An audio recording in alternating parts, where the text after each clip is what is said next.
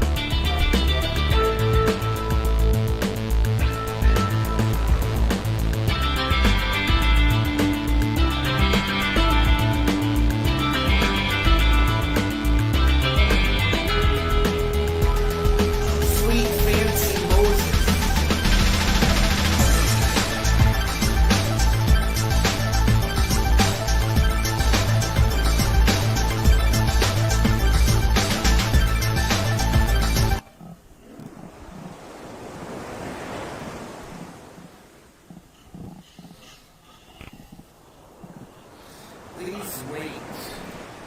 For how long?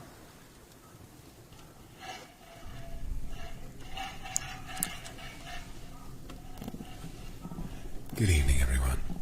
Thank you for coming. You're welcome.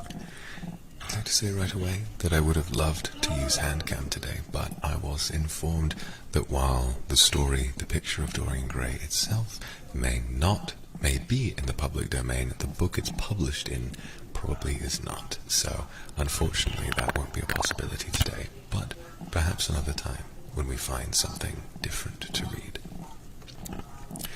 Today, like I said, we're going to be reading either some or all, depending on how I feel, of The Picture of Dorian Gray by Oscar Wilde. Hopefully you're in a safe and comfortable place. Hopefully you've been having a productive and happy day, but if you haven't, hopefully I have a chance to distract you from the worries that you're feeling today.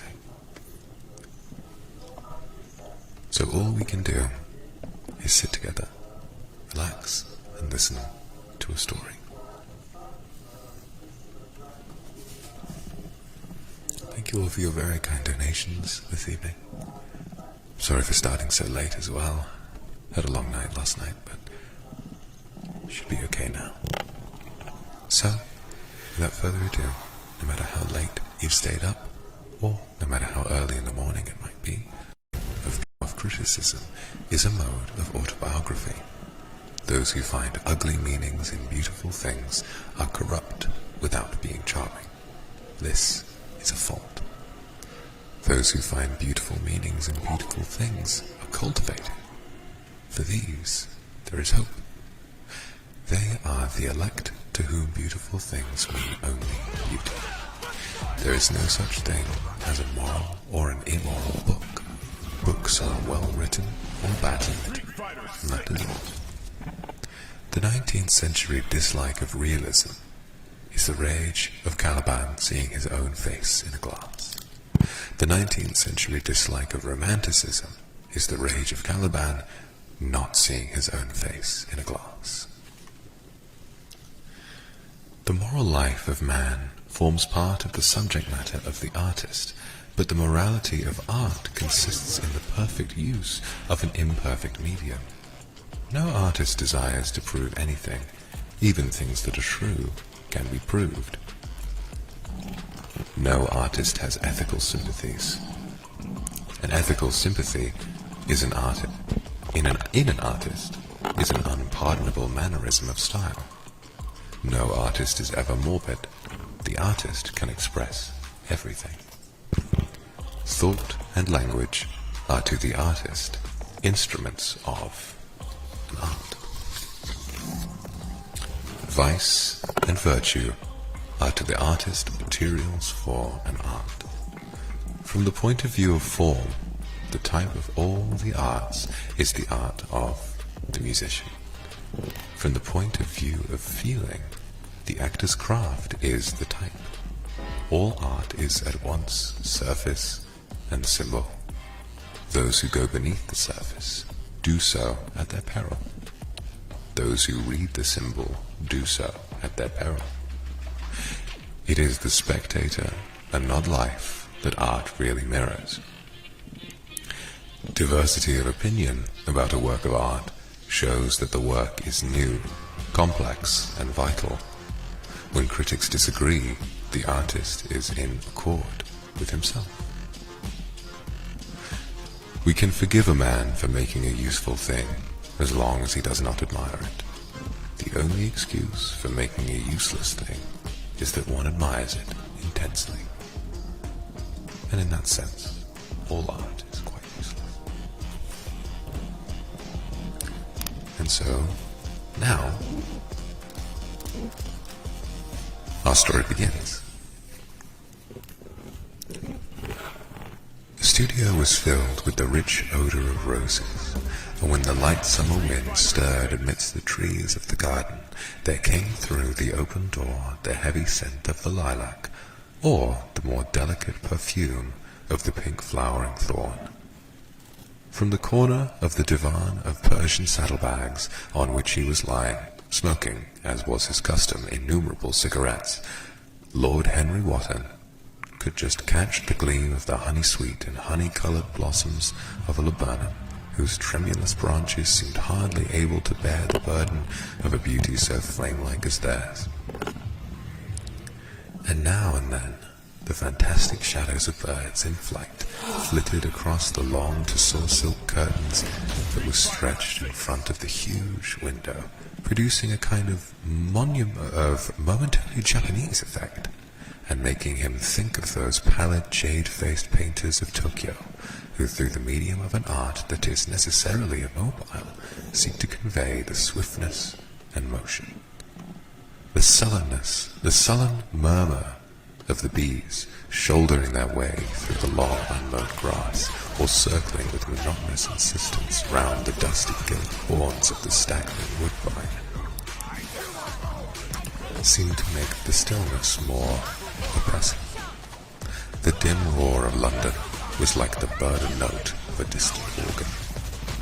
In the centre of the room, clamped to an upright easel, stood the full-length portrait of a young man of extraordinary personal beauty, and in front of it, some little distance away, was sitting the artist himself, Basil Hallward, whose sudden disappearance some years ago caused, at the time, such public excitement and gave rise to so many strange conjectures.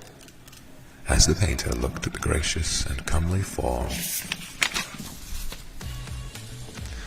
he had so skillfully mirrored in his art, a smile of pleasure passed across his face and seemed about to linger there, but he suddenly started up and, closing his eyes, placed his fingers upon the lids, as though he sought to imprison within his brain some curious dream from which he had feared he might awake. "It is your best work, Basil, the best thing you've ever done," said Lord Henry languidly. "You must certainly send it next year to the Grosvenor. The Academy is too large and too vulgar. Whenever I have gone there, there have been either so many people that I have not been able to see the pictures, which was dreadful, or so many pictures that I have not been able to see the people, which was worse. Grosvenor is really the only place." "I don't think I shall send it anywhere," he answered, tossing his head back in that odd way that used to make his friends laugh at him at Oxford. "No, I won't send it anywhere." Lord Henry elevated his eyebrows and looked at him in amazement through the thin blue wreaths of smoke that curled up in such fanciful whirls from his heavy opium-tainted cigarette. "Not send it anywhere? My dear fellow, why? Have you any reason?" What odd chaps you painters are. You do anything in the world to gain a reputation. As soon as you have one, you seem to want to throw it away. It is silly of you, for there is only one thing in the world worse than being talked about, and that is not being talked about. A portrait like this would set you far above all the young men in England, and make the old men quite jealous. If old men are ever capable of any emotion. I know you will laugh at me, he replied, but I really can't exhibit it. I have put too much of myself into it. Lord Henry stretched himself out on the divan and laughed. Yes, I know you would, but it is quite true all the same. Too much of yourself in it. Upon my word, Basil, I didn't know you were so vain. And I really can't see any resemblance between you, with your rugged, strong face and your coal black hair, and this young Adonis, who looks as if he was made out of ivory and rose leaves. Why, my dear Basil, he is a Narcissus, and you, well, of course, you have an intellectual expression and all that, but beauty, real beauty, ends where an intellectual expression begins. Intellect is in itself a mode of exaggeration and destroys the harmony of any face. The moment one sits down to think, one becomes all nose or all forehead or something horrid. Look at the successful men in any of the learned professions. Look how perfectly hideous they are, except, of course, in the church. But then in the church they don't think. A bishop keeps on saying at the age of 80 what he was told to say when he was a boy of 18, and as a natural consequence he always looks absolutely delightful. Your mysterious young friend, whose name you have never told me, but whose picture really fascinates me, never thinks. I feel quite sure of that. He is some brainless, beautiful creature who should be always here in winter when we have no flowers to look at, and always here in summer when we want something to chill our intelligence. Don't flatter yourself, Basil. You are not in the least like him. You don't understand me, Harry, answered the artist. Of course I am not like him. I know perfectly well. Indeed, I should be sorry to look like him. You shrug your shoulders. I'm telling you the truth. There is a fatality about all physical and intellectual distinction, the sort of fatality that seems to dog through history the faltering steps of kings. It is better not to be different from one's fellows. The ugly and the stupid have the best of it in this world. They can sit at their ease and gape at the play. If they know nothing of victory, they are at least spared the knowledge of defeat. They live as we all should live, undisturbed, indifferent, and without disquiet. They neither bring ruin upon others, nor ever receive it from alien hands. Your rank and wealth, Harry, my brains, such as they are, my art, whatever it may be worth, Dorian Gray's good looks, we shall all suffer for what the gods have given us. Suffer terribly. Dorian Gray, is that his name? Asked Lord Henry, walking across the studio towards Basil Hallward. Yes, that is his name. I didn't intend to tell it to you. Why not? Oh, I can't explain. When I like people immensely, I never tell their names to anyone. It is like surrendering a part of them. I've grown to love secrecy. It seems to be the one thing that can make modern life mysterious or marvelous to me. The commonest thing is delightful if only one hides it. When I leave town now, I never tell my people where I'm going. If I did, I would lose all my pleasure. It is a silly habit, I dare say, but somehow it seems to bring a great deal of romance into one's life. I suppose you think me awfully foolish about it. Not at all, answered Lord Henry. Not at all, my dear Basil. You seem to forget that I am married, and the one charm of marriage is that it makes a life of deception absolutely necessary for both parties. I never know where my wife is, and my wife never knows what I'm doing. When we meet, we do meet occasionally when we dine out together or go down to the Duke's. We tell each other the most absurd stories with the most serious faces. My wife is very good at it. Much better, in fact, than I am. She never gets confused over her dates, and I always do. But when she does find me out, she makes no row at all. I sometimes wish she would. But she merely laughs at me. I hate the way you talk about your married life, Henry, said Basil Hallward, strolling towards the door that led into the garden. I believe that you are really a very good husband, but that you are thoroughly ashamed of your own virtues. You're an extraordinary fellow. You never say a moral thing, and you never do a wrong thing. Your cynicism is simply a pose. Being natural is simply a pose, and the most irritating pose I know, cried Lord Henry, laughing, and the two young men went out into the garden together, and ensconced themselves on a long bamboo seat that stood the shade of a tall laurel bush. The sunlight slipped over the polished leaves. In the grass, white daisies were tremulous. After a pause, Lord Henry pulled out his watch. I'm afraid I must be going, Basil, he murmured. And before I go, I insist on your answering a question I put to you some time ago. What is that? Said the painter, keeping his eyes fixed on the ground. You know quite well. I do not, Harry. Well, I'll tell you what it is. I want you to explain to me why you won't exhibit Dorian Gray's picture. I want the real reason. I told you the real reason. No. You did not. You said it was because there was too much of yourself in it. That is childish. Harry, said Basil Hallward, looking at him straight in the face. Every portrait that is painted with a feeling is a portrait of the artist, not of the sitter. The sitter is merely the accident, the occasion.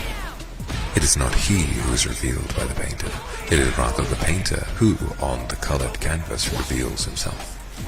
The reason I will not exhibit this picture is that I am afraid I have shown in it the secret of my own soul.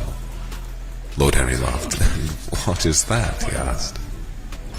I'll tell you, said Hallward. But an expression of perplexity came over his face. I am all exception, Basil, continued his companion, glancing at him. Oh, there is really very little to tell, Harry, answered the painter, and I'm afraid you will hardly understand it. Perhaps you will hardly believe it. Lord Henry smiled and, leaning down, plucked a pink-petaled daisy from the glass and examined it. I'm quite sure I shall understand it, he replied, gazing intently at a little golden white feathered disc. And as for believing things, I can believe anything, provided that it is quite incredible. The wind shook some blossoms from the trees, and the heavy lilac blooms with their clustering stars moved to and fro in the languid air. The grasshopper began to chirrup by the wall, and like a blue thread, a long, thin dragonfly floated past its own brown gauze wing. Lord Henry felt as if he could hear Basil Hallward's heart beating, and wondered what was coming. The story is simply this, said the painter after some time. 2 months ago, I went to a crush at Lady Brandon's. You know, we poor artists have to show ourselves in society from time to time, just to remind the public that we are not savages. With an evening coat and a white tie, you told me once, anybody, even a stockbroker, can gain a reputation for being civilized. Well, after I had been in the room for about 10 minutes, talking to a huge overdressed dowagers and tedious academians, I suddenly became conscious that someone was looking for me. I turned halfway around and saw Dorian Gray for the first time. When our eyes met, I felt that I was growing pale. A curious sensation of terror came over me. I knew that I had come face to face with someone whose mere personality was so fascinating that if I allowed it to do so, it would absorb my whole nature, my whole soul, my very art itself.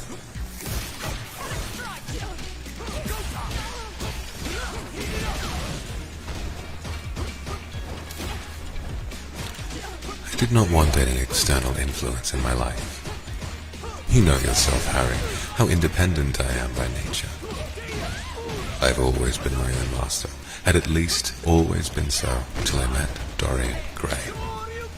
Then, but I don't know how to explain it to you, something seemed to tell me that I was on the verge of a terrible crisis.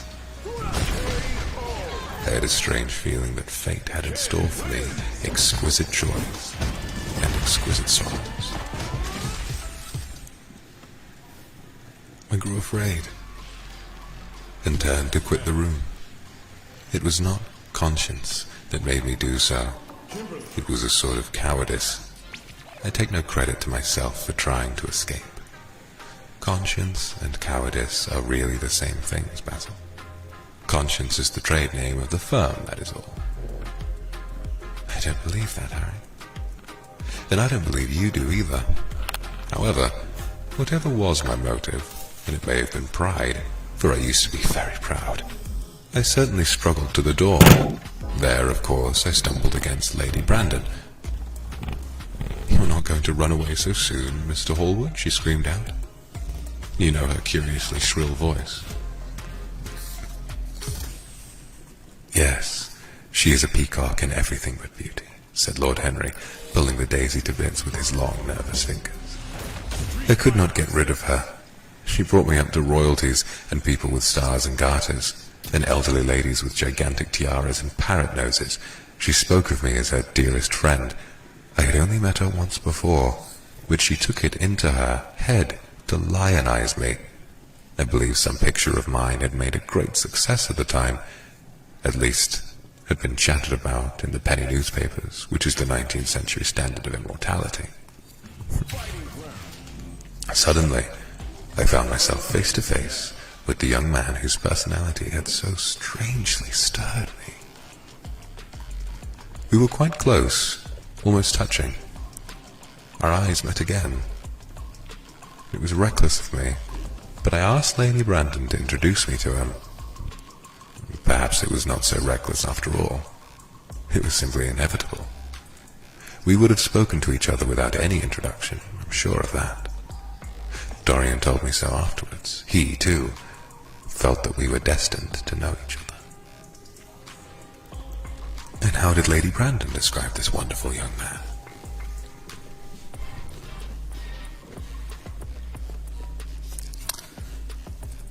Asked his companion.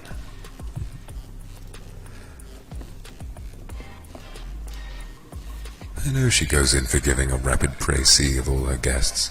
I remember her bringing me up to a truculent and red-faced old gentleman covered all over with orders and ribbons and hissing into my ear in a tragic whisper which must have been perfectly audible to everybody in the room.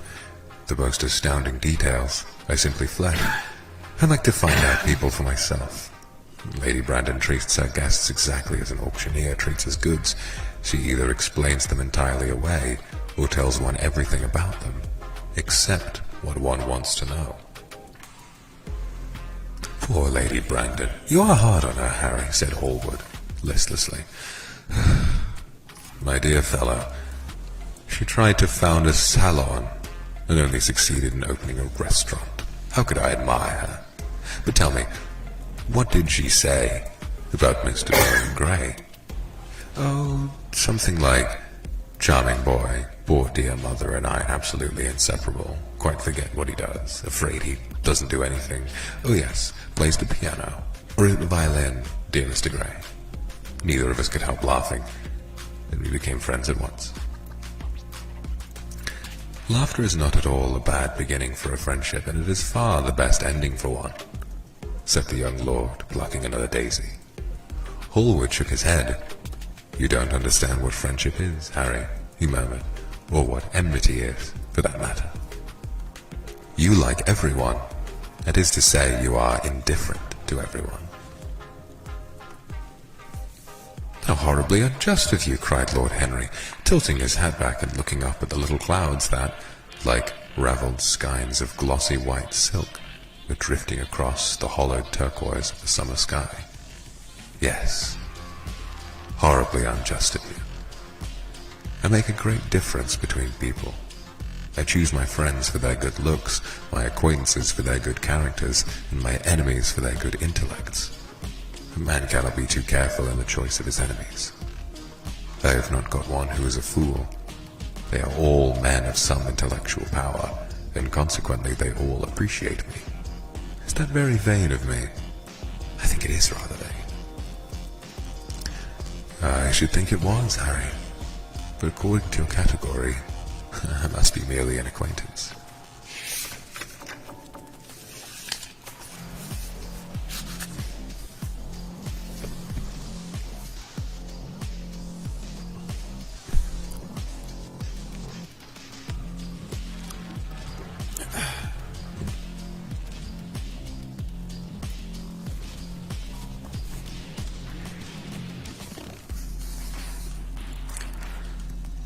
My dear old Basil, you're much more than an acquaintance, and much less than a friend, a sort of brother, I suppose. Oh, brothers. I don't care for brothers. My elder brother won't die, and my younger brothers never seem to do anything else. Harry, exclaimed Hallward, frowning, my dear fellow, I am not quite serious, but I can't help detesting my relations. I suppose it comes from the fact that none of us can stand each other, can stand other people, rather, having the same faults as ourselves. I quite sympathize with the rage of the English democracy against what they call the vices of upper orders.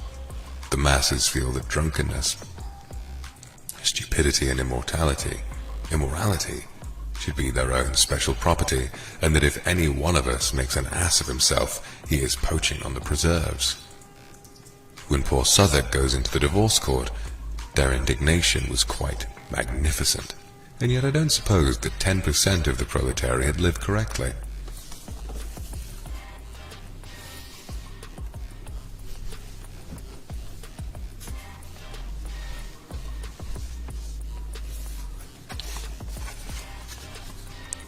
I don't agree with a single word you've said, and what is more, Harry, I feel sure you don't either. Lord Henry stroked his pointed brown beard and tapped the toe of his patent leather boot with a tasseled ebony cane. How English you are, Basil. That is the second time you have made that observation. If one puts forward an idea to a true Englishman, always a rash thing to do, he never dreams of considering whether the idea is right or wrong. The only thing he considers of any importance is whether one believes it oneself.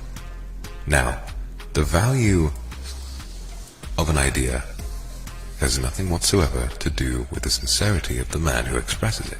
Indeed, the probabilities are that the more insincere the man is, the more purely intellectual will the idea be, as in the case it will not be colored by either his wants, his desires, or his prejudices. However, I don't propose to discuss politics, sociology, or metaphysics with you. I like persons better than principles, and I like persons with no principles better than anything else in the world. Tell me more about Mr. Dorian Gray. How often do you see him? Every day. I couldn't be happy if I didn't see him every day. He is absolutely necessary to me. How extraordinary. I thought you would never care for anything but your art.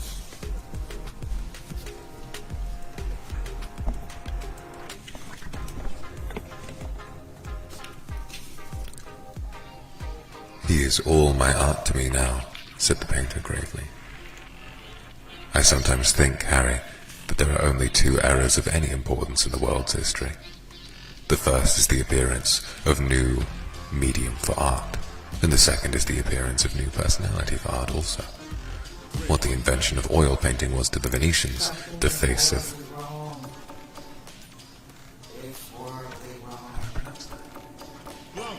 Antinous was to lake Greek sculpture, and the face of Dorian Gray will someday be to me.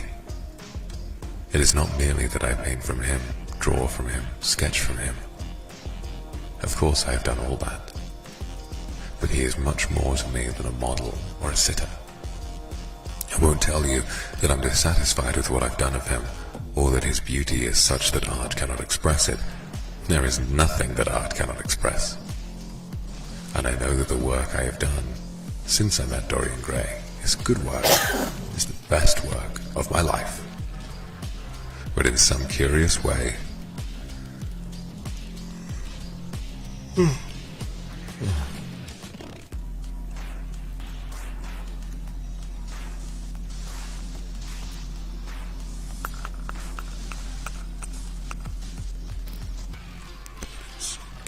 in some curious way, I wonder, will you understand me?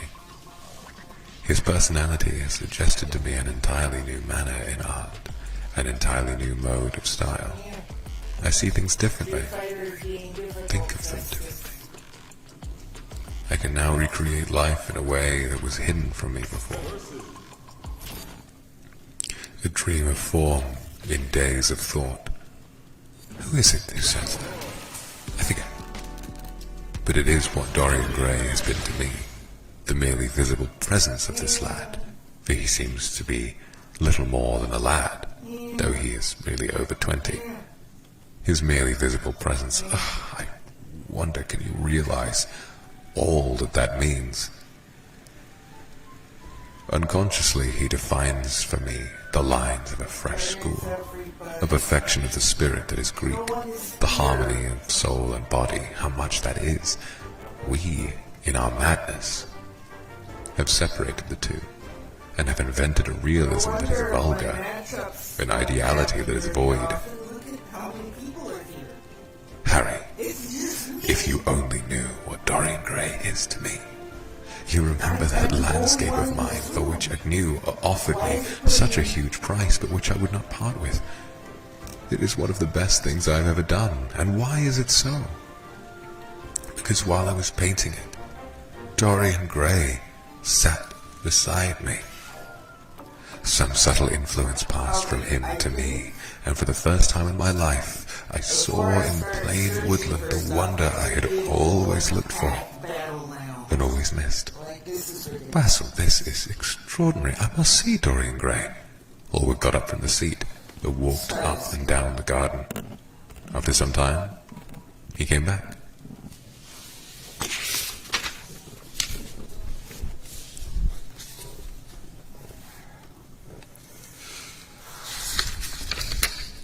Harry, he said, Dorian Gray is to me simply a motive in art. You might see nothing in him. I see everything in him. He is never more present in my work than when no image of him is there. He is a suggestion, as I've said, of a new manner. I find him in the curves of certain lines, in the loveliness and subtleties of certain colors. That is all. Then why won't you exhibit his portrait? Asked Lord Henry. Because, without intending it, I have put into it some expression of all of this curious artistic idolatry, of which, of course, I have never cared to speak to him. He knows nothing about it. He shall never know anything about it. But the world might guess it, and I will not bare my soul to their shallow prying eyes. My heart shall never be put under their microscope. There is too much of myself in the thing, Harry, too much of myself. Poets are not so scrupulous as you are. They know how useful passion is for publication. Nowadays, a broken heart will run to many editions. I hate them for it, cried Hallward. An artist should create beautiful things, but should put nothing of his own life into them. We live in an age when men treat art as if it were meant to be a form of autobiography. We have lost the abstract sense of beauty. Someday I will show the world what it is, and for that reason the world shall never see my portrait of Dorian Gray. I think you're wrong, Basil, but I won't argue with you. It is only the intellectually lost who ever argue. Tell me, is Dorian Gray very fond of you? The painter considered for a few moments. He likes me, he answered after a pause. I know he likes me. Of course I flatter him dreadfully. I find a strange pleasure in saying things to him that I know I shall be sorry for having said. As a rule, he is charming to me, and we sit in the studio and talk of 1,000 things. Now and then, however, he is horribly thoughtless, and seems to take a real delight in giving me pain. And then I feel, Harry, that I have given away my whole soul to someone who treats it as if it were a flower to put in his coat, a bit of decoration to charm his vanity, an ornament for a summer's day. Days in summer, Basil, are apt to linger, murmured Lord Henry. Perhaps you'll tire sooner than he will. It's a sad thing to think of, but there is no doubt that genius lasts longer than beauty. That accounts for the fact that we will all take such pains to overeducate ourselves. In the wild struggle for existence, we want to have something that endures, and so we fill our minds with rubbish and facts in the silly hope of keeping our place.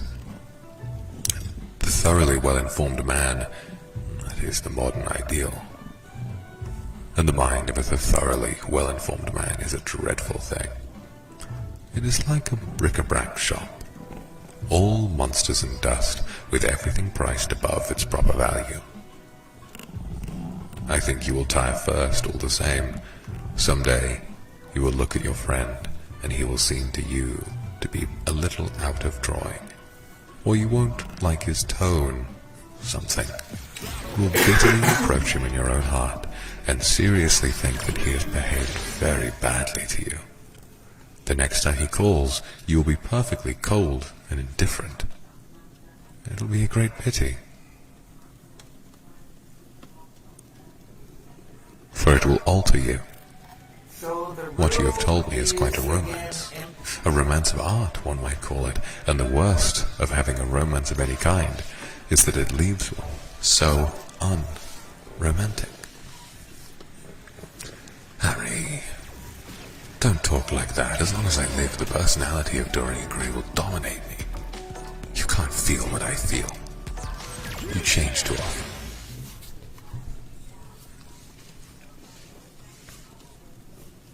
Ah, my dear Basil.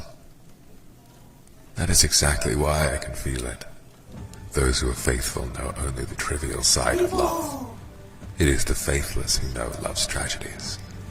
Lord Henry struck a light on a dainty silver case and began to smoke a cigarette with a self-conscious and satisfied air, as if he had summed up the world in a phrase. There was a rustle of chirruping sparrows in the green lacquer leaves of the ivy, and the blue cloud shadows chased themselves across the grass like swallows. How pleasant it was in the garden, and how delightful other people's emotions were. Much more delight in their ideas, which seemed to him. One's own soul and the passion of one's friends, those were the fascinating things in life. He pictured to himself with silent amusement the tedious luncheon that he had missed by staying so long with Basil Hallward. Had he gone to his aunt's, he would have been sure to have met Lord Goodbody there, and the whole conversation would have been about feeding of the poor and for the necessity for model lodging houses. Each class would have preached the importance of those virtues for whose exercise there was no necessity in their own lives. The rich would have spoken on the value of thrift, and the idle grown eloquent over the dignity of labor. It was charming to have escaped all that. As he thought of his aunt, an idea seemed to strike him. He turned to Hallward and said, "My dear fellow, I have just remembered." "Remembered what, Harry?" "Where I heard the name Dorian Gray." "Where was it?" asked Hallward with a slight frown. "Don't look so angry, Basil. It was at my Aunt Lady Agatha's. She told me she had discovered a wonderful young man who was going to help her in the East End, and that his name was Dorian Gray."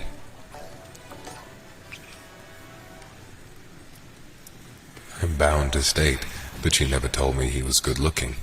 Women have no appreciation for good looks, at least. Good women have not. She said that he was very earnest and had a beautiful nature. I at once pictured myself a creature with spectacles and lank hair, horribly freckled and tramping about on huge feet. I wish I had known it was your friend." "I'm very glad you didn't, Harry." "Why?" "I don't want you to meet him." "You don't want me to meet him?" "No." Mr. Dorian Gray is in the studio, sir," said the butler, coming into the garden. "Oh, you must introduce me now," cried Lord Henry, laughing. The painter turned to his servant, who stood blinking in the sunlight. "Ask Mr. Gray to wait, Parker. I shall be in a few moments." The man bowed and went up to the walk. Then he looked at Lord Henry. "Dorian Gray is my dearest friend," he said. "He has a simple and beautiful nature. Your aunt was quite right in what she said of him. Don't spoil him. Don't try to influence him. Your influence would be bad. The world is wide and has many marvelous people in it. Don't take away from me the one person who gives to my art whatever charm it possesses. My life as an artist depends on him. Mind, Harry, I trust you." He spoke very slowly, and the words seemed wrung out of him, almost against his will. "What nonsense you talk," said Lord Henry, smiling, and, taking Hallward by the arm, he almost led him into the house.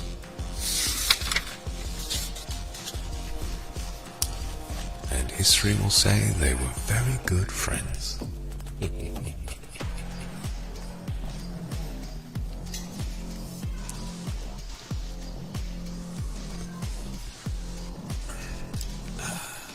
Just let me drink for a second.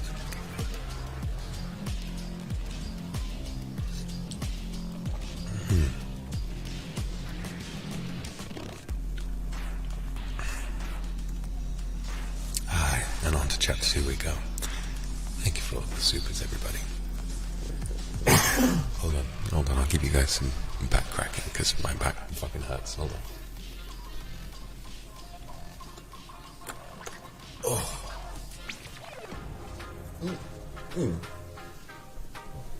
That's better. Oh, it's tea. I wish I'd got some hot chocolate, to be honest. That would be nice. I don't understand.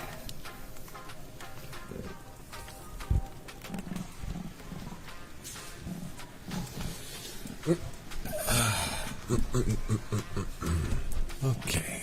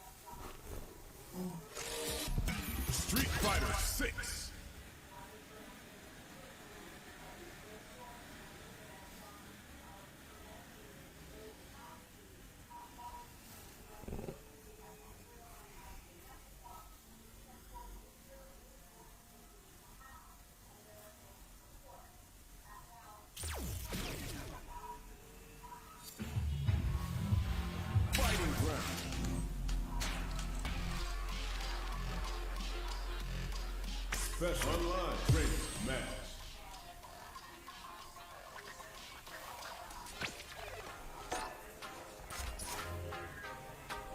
Training match.